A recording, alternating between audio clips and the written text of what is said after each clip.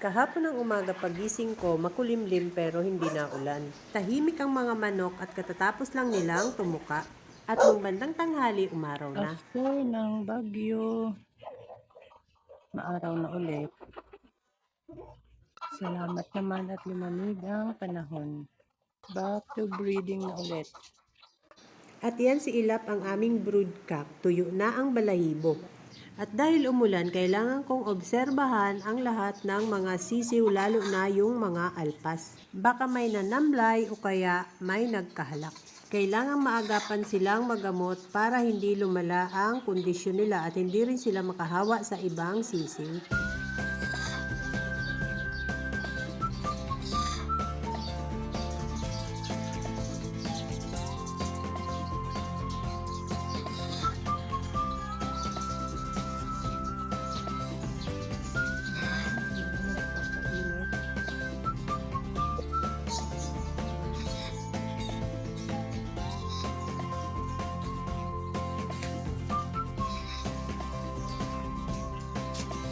Dito gusto ko Mumbai malamig.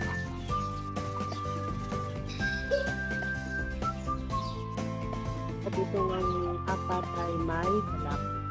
Kaya iniwalay ko, kagabi ko pa yan iniwalay.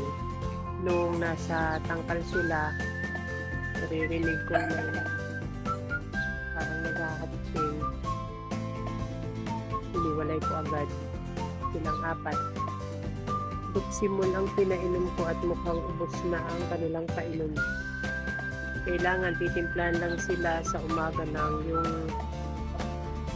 mauubos ka agad na gamot. Bago pa tumamlay, kailangang magamot. At dahil maulan ngayon, lahat ng sisiw ay in-scratch pen ko. Dito ko sila sa kubo nilagay.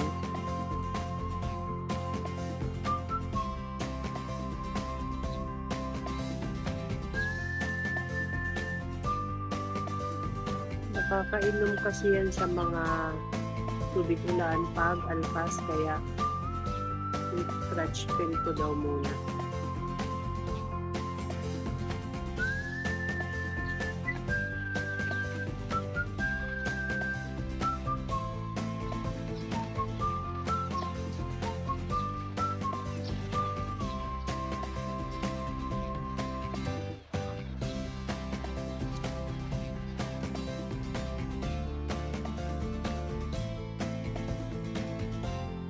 Nagising ako kaninang umaga, sobrang lakas ng ulan. Hanggang ngayon na ulan, kaya pinulong ko na lang yung mga sipon.